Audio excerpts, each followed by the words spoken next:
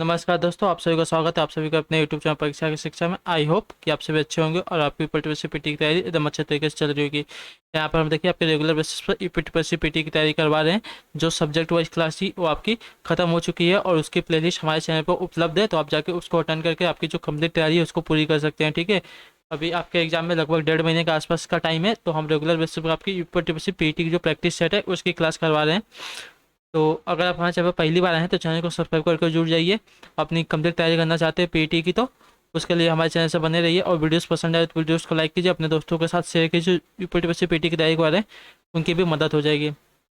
तो चलिए, practice set की आज की क्लास में आपकी सुबह वाले में जीके और जीके की क्लास हो गई थी, और शाम वाली क्लास में भी देखिए आपकी हिंदी की, करंट अफेयर की और जीके जीएस की क्वेश्चन होने वाले हैं। तो क्लास में बने रहिए और अटेंड करके आंसर देने की कोशिश कीजिए। ठीक है, चलिए देखते हैं आपका जो पहला क्वेश्चन है प्रैक्टिस सेट का क्या पूछा गया है। 36 नंबर है, इस पे आंसर दीजिए। आप सही का सही उत्तर क्या हो जाएगा साथियों। शब्द और विलोम की दृष्टि से निम्नलिखित में से कौन सा विकल्प सही नहीं है, बताइए।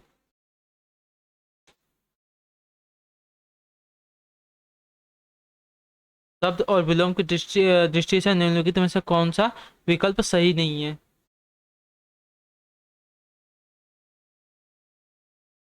तो देखिए, जो विश्लेषण और विवेचन दिया गया है, विवेचन, ये आपका सही नहीं होगा।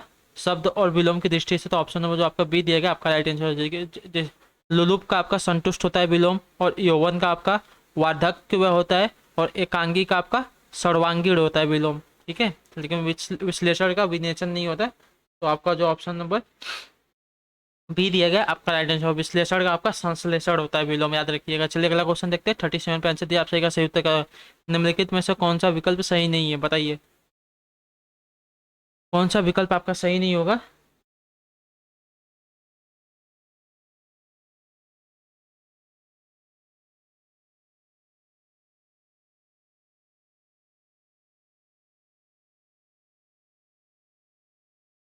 ठीक है, तो जो आपका यहाँ पे ऑप्शन नंबर जो डी दिया गया आपका राइट आंसर हो जाएगा, कृति निष्कृष्ट पुरुष। ठीक है, आपका विकल्प सही नहीं होगा, क्योंकि कृति कृति का जो समानार्थक शब्द होता है वो आपका निपुण होता है, ना कि निष्कृष्ट पुरुष होता है। और अन्योन का आपका परस्पर होता है, और कृति का रचना होता है, और अन्यान का आपका और होता है। ठीक है, तो जो ऑप्शन यहाँ पे डी दिया गया आपका, इस पर सही उत्तर कर लिया, आपका राइट आंसर हो जाएगा।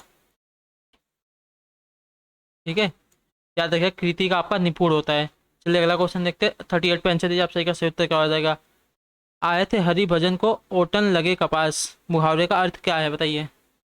आए थे हरि भजन को ओटन लगे कपास, मुहावरे का अर्थ क्या है।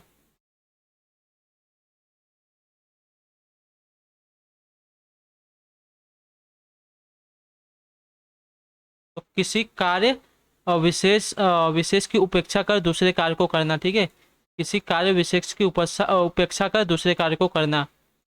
मतलब ठीक है, तो जो ऑप्शन नंबर यहाँ पे आपका डी दिया गया आपका राइट आंसर। चलिए अगला क्वेश्चन देखते हैं। 39 पे आंसर दिया, आप सही का सही उत्तर क्या हो जाएगा। वाक्य और उसके भेद से संबंधित कौन सा जोड़ गलत है, बताइए। वाक्य और उसके भेद दिए गए उसमें से कौन सा आपका जोड़ा गलत है, बताना है आप सभी को, तो बताएं कोशिश करें, इस पर सही उत्तर क्या हो जाएगा। तो देखिए, जो प्रथम आएगा वह पुरस्कार पाएगा। तो देखिए यहाँ पे जो प्रथम आएगा वह पुरस्कार पाएगा, ये आपका मिश्र वाक्य है।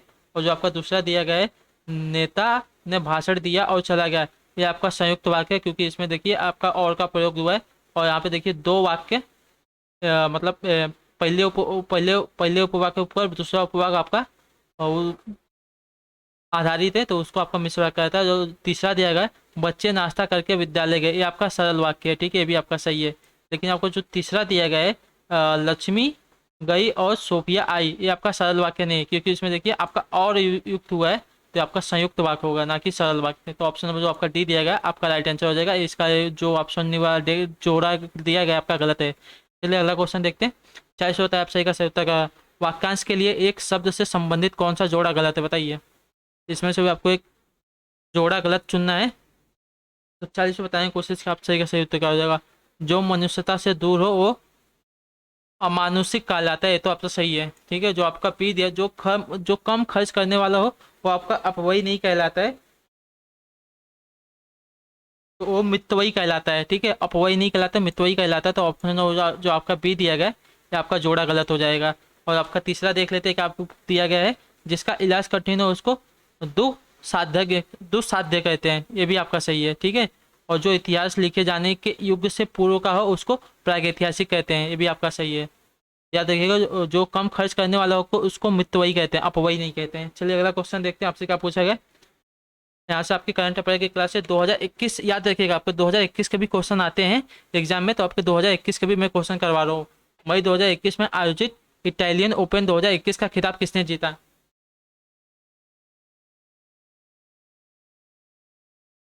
मई 2021 में आयोजित इटालियन ओपन 2021 का खिताब किसने जीता? तो राफेल नडाल ने, ठीक है। तो ऑप्शन नंबर आपका ये दिया गया, आपका राफेल नडाल। वाहन पे आंसर जी आप सही का सही उत्तर का हो जाएगा। निम्न में से कौन सी भारतीय महिला क्रिकेटर वनडे क्रिकेट में 7,000 रन बनाने वाली विश्व की पहली क्रिकेटर बनी है, बताइए। निम्न में से कौन सी भारतीय महिला क्रिकेटर वनडे क्रिकेटर में 7,000 रन बनाने वाली विश्व की पहली क्रिकेटर बनी है? तो आपकी मिताली राज, जो आपकी पूर्व कैप्टन थी हमारे वुमेन क्रिकेट टीम की, तो वो आपकी विश्व की पहली क्रिकेटर हैं जिन्होंने 7,000 रन बनाया है।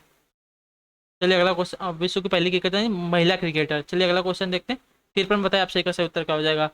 गोल्फ प्रतियोगिता ओमेगा दुबई डेजर्ट क्लासिक 2021 का खिताब किसने जीता, बताइए।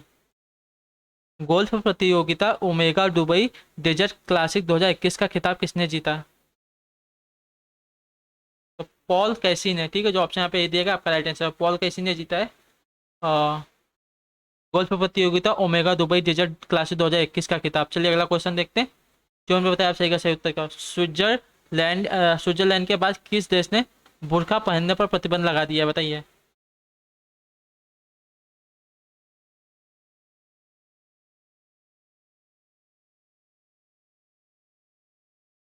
स्विट्जरलैंड के बाद किस देश ने बुर्का पहनने पर प्रतिबंध लगा दिया है, बताइए। 54 पे आपका सही उत्तर क्या हो जाएगा। तो श्रीलंका ने, ठीक है, जो ऑप्शन यहाँ पे ये दिया गया आपका राइट आंसर हो जाएगा।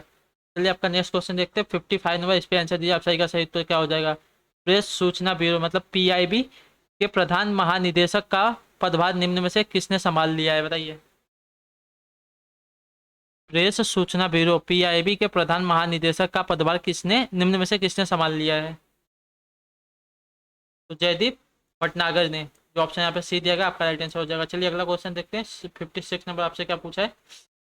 भारत और किस देश ने दोनों देशों के बीच एक हाइट लाइन स्थापित करने को लेकर बनी सहमति की घोषणा की है, बताइए। भारत और किस देश ने दोनों देशों के बीच एक हाइट लाइन स्थापित करने करने को लेकर बनी सहमति की घोषणा की है? 56 में बताइए आप सही का सही उत्तर क्या हो जाएगा। तो चीन ने, ठीक है। चलिए अगला क्वेश्चन देखते हैं आपसे क्या पूछा गया। 57 पे आप सही का सही उत्तर। राजस्थान के मुख्यमंत्री अशोक गहलोत ने आयुष्मान भारत महात्मा गांधी राजस्थान स्वास्थ्य बीमा योजना के नवीन चरण का शुभारंभ किया। इस योजनांतर्गत पूर्व में प्रदत्त बीमा कवर को बढ़ाकर कितना कर दिया गया है, बताइए। राजस्थान के मुख्यमंत्री अशोक गहलोत की आयुष्मान भारत महात्मा गांधी राजस्थान स्वास्थ्य बीमा योजना के नवीनीकरण का शुभारंभ किया। इस योजना अंतर्गत पूर्व में प्रदत्त बीमा कवर को बढ़ाकर कितना कर दिया गया है, तो बताइए। 57 पे आप सही का शायद राइट आंसर क्या हो जाएगा दोस्तों।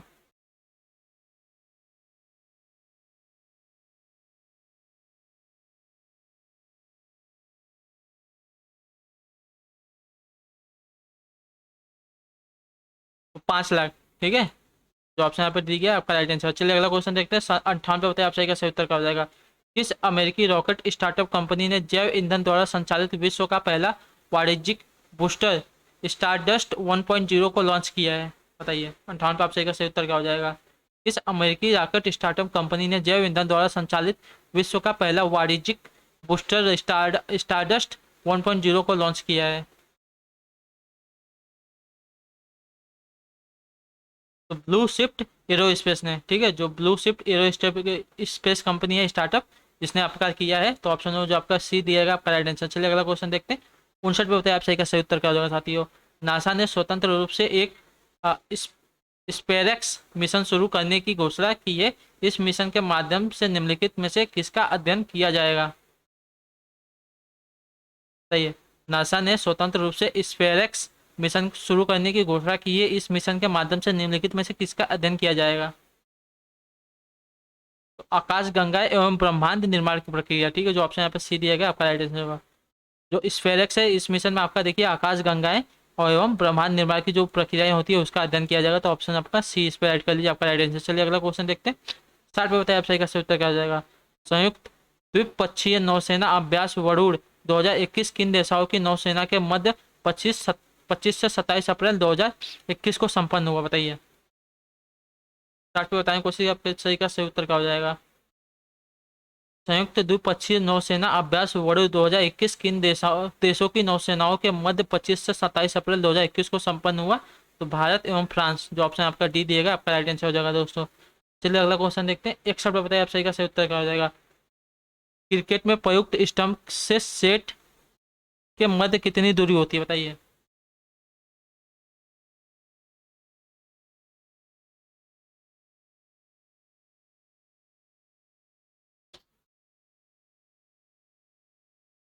क्रिकेट में प्रत्येक स्टंप से सेट के मध्य की दूरी कितनी होती है? बताएं कोशिश क्या आप सही का राइट आंसर क्या हो जाएगा। तो 22 गज, ठीक है। तो ऑप्शन यहाँ पे बी डी दिया गया आपका राइट आंसर हो जाएगा दोस्तों। दोनों छोर पर लगने वाले स्टंपों की संख्या 6 होती है और इस खेल में प्रत्येक टीम में 11 खिलाड़ी होते हैं, तो आपको पता ही होगा। चलिए अगला क्वेश्चन देखते हैं, आपसे क्या पूछा गया है। 62 पे बताइए आप सही का सही उत्तर। निम्नलिखित में को सम्मिलित कीजिए तथा नीचे दिए गए कूट का प्रयोग कर सही उत्तर चुनिए, ठीक है। ऐसे क्वेश्चन में आपका देखिए एक साथ 4 क्वेश्चन आपके तैयार हो जाते हैं। जब आपके सम्मिलित करने को क्वेश्चन आते हैं तो उसमें आपके एक साथ में आपके 4 क्वेश्चन तैयार होते हैं। तो बताइए आपका सही सम्मिलित क्या हो जाएगा। तो विश्व डाक दिवस आपका कब मनाया जाता है? तो 9 अक्टूबर को, ठीक है, जो ऑप्शन यहाँ पे सी दिया गया जो आपका तीसरे से मिलान हो जाएगा पहले का, ठीक है। और राष्ट्रीय मतदाता दिवस आपका कब मनाया जाता है? तो 25 जनवरी को, ठीक है। राष्ट्रीय मतदाता दिवस आपका 25 जनवरी को मनाया जाता है। और जो आपका मानवाधिकार दिवस है ये आपका कब मनाया जाता है? तो 10 दिसंबर को, ठीक है। मानवाधिकार दिवस आपका 10 दिसंबर को मनाया जाता है। तो सी का आपका चौथे के साथ मिलान हुआ है। और जो आपका राष्ट्रीय युवा दिवस है ये आपका 12 जनवरी को मनाया जाता है। स्वामी विवेकानंद के जन्मदिन पर, याद रखिएगा आप लोग। तो देखिए आपके एक साथ यहाँ पे 4 क्वेश्चन तैयार हो गए। विश्व डाक दिवस आपका 9 अक्टूबर को मनाया जाता है। राष्ट्रीय मतदाता दिवस आपका 25 जनवरी को मनाया जाता है। और मानवाधिकार दिवस आपका 10 दिसंबर को मनाया जाता है। और राष्ट्रीय युवा दिवस आपका 12 जनवरी को मनाया जाता है। चाहिए तो आपको इसका स्क्रीनशॉट लेके रख लिया, आपको काम आएगा। तो चलिए देखते हैं आपका कौन सा कूट इसमें से सही हो जाएगा। 3 2 4 1, 3 2 4 1 आपका ऑप्शन नंबर बी दिया गया है। देखिए आपका राइट आंसर हो जाएगा, ठीक है। चलिए आपका नेक्स्ट क्वेश्चन देखते हैं। 63 पे बताइए आप सही का सही उत्तर कर जाएगा। कौन सा गीत राधा और कृष्ण के देवताओं का गुणगान करता है? बताइए। कौन सा गीत राधा कृष्ण के देवताओं का गुणगान करता है? तो रसिया, जो ऑप्शन यहाँ पे सी दिया गया आपका राइट आंसर। जो रसिया है, रसिया गीत राधा और कृष्ण के देवताओं का गुणगान करता है। इसमें राधा तथा कृष्ण के अनुपम स्वरूप का वर्णन किया जाता है। रामलीला में राम के जन्म से लेकर रावण वध तक की घटना का नाट्य रूपांतर प्रस्तुत किया जाता है। चलिए अगला क्वेश्चन देखते हैं। 64 पे बताइए आप सही का सही उत्तर क्या हो जाएगा। केंद्रीय खाद्य तकनीकी अनुसंधान कहाँ स्थित है? बताइए। केंद्रीय खाद्य तकनीकी अनुसंधान कहाँ स्थित है? आपको सभी को बताया गया है। तो आपका मैसूर में स्थित है, जो ऑप्शन यहाँ पर सी दिया गया आपका राइट आंसर हो जाएगा। और इसकी स्थापना आपकी 1950 ईस्वी में हुई थी, याद रखिएगा। चलिए आपका अगला क्वेश्चन देखते हैं। 65 में बताने की कोशिश की आप सही का सही उत्तर। सतलुज यमुना नहर का विवाद किस राज्य से है? बताइए। सतलुज यमुना नहर का विवाद आपका किस राज्य से है? तो बताने की कोशिश की आप सही का सही उत्तर क्या हो जाएगा। तो सतलुज और यमुना नहर का विवाद आपका पंजाब और हरियाणा राज्य से है, ठीक है। याद रखिएगा पंजाब और आपका हरियाणा, याद रखिएगा। यहाँ पे आप हरियाणा भी रख लीजिए, हरियाणा। यहाँ पे सिर्फ मैं हरी लिख लेता हूँ, आपका हरियाणा आप लोग समझ लीजिएगा। हरियाणा और पंजाब इस राज्य के मध्य होता है। तो ऑप्शन नंबर यहाँ पे ए दिएगा, आपका राइट आंसर हो जाएगा। इस विवाद की शुरुआत 1 नवंबर 1966 को पंजाब के पुनर्गठन के समय हुई थी। जिसके अंतर्गत हरियाणा एक स्वतंत्र राज्य के रूप में अस्तित्व में आया। इस नहर की कुल लंबाई आपकी 212 किलोमीटर है। यह विवाद वर्तमान में सर्वोच्च न्यायालय में विचाराधीन है। चलिए 66 पे बताइए आप सही का सही उत्तर करेगा। संयुक्त राष्ट्र का निर्माण किस वर्ष हुआ था? संयुक्त राष्ट्र का निर्माण आपका पूछा गया है किस वर्ष हुआ था, बताएं कोशिश की, आपका सही उत्तर क्या हो जाएगा? तो 24 अक्टूबर 1945 को याद रखिएगा। जो ऑप्शन यहाँ पे सी दिएगा आपका राइट आंसर होगा, 24 अक्टूबर 1945 को हुआ था। और जो आपका द्वितीय विश्व युद्ध था उसके पश्चात हुआ था, याद रखिएगा। चलिए अगला क्वेश्चन देखते हैं। 67 पे आंसर दिया आप सही का सही उत्तर होगा। बाकू किस देश की राजधानी है, बताइए। बाकू आपके किस देश की राजधानी है?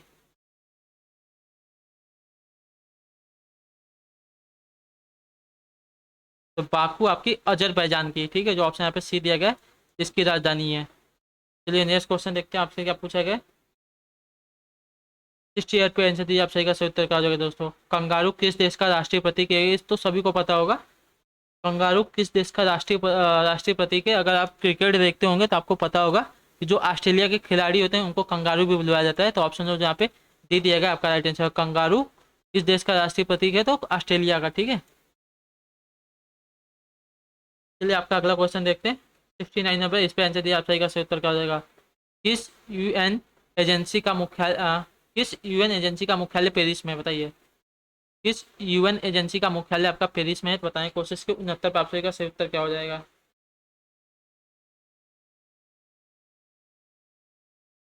तो यूनेस्को की, ठीक है। जो ऑप्शन यहाँ पे सी दिएगा आपका राइट आंसर हो जाएगा।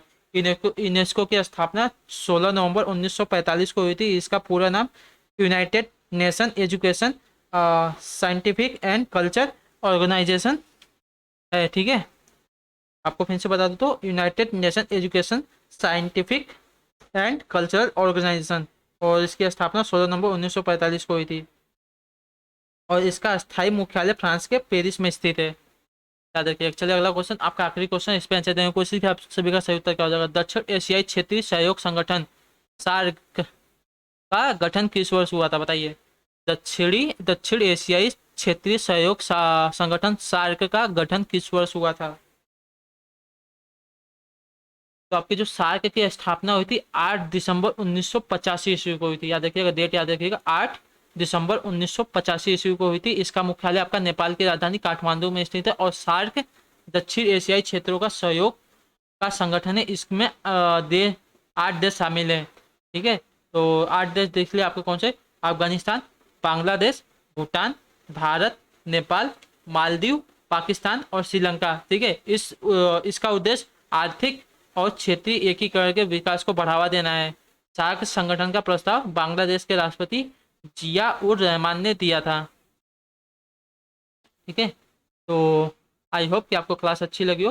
आप हमें कमेंट करके बता सकते हैं कि आपको क्लास कैसी लगी और आपने कितने क्वेश्चन के सही उत्तर दिए। बाकी आपका कोई भी प्रश्न हो, कोई भी क्वेश्चन हो और कोई भी डाउट हो, हमें डायरेक्ट कमेंट करके पूछ सकते हैं। और आपका कोई भी सुझाव हो वो भी हमको कमेंट द्वारा बता सकते हैं। बाकी आपको वीडियो पसंद आए तो वीडियो को लाइक कीजिए, अपने दोस्तों के साथ शेयर कीजिए। और चैनल पर पहली बार आए तो चैनल को सब्सक्राइब करके जुड़ जाइए। हम आपके यहाँ पर रेगुलर बेसिस पर पीटी की तैयारी करवा रहे हैं, ठीक है। तो चलिए आपसे मिलते हैं हम आपकी अगली क्लास में। तब तक के लिए टाटा, बाय बाय, जय हिंद, जय भारत। आप सभी का एक बार फिर से शुक्रिया क्लास में जुड़ने के लिए।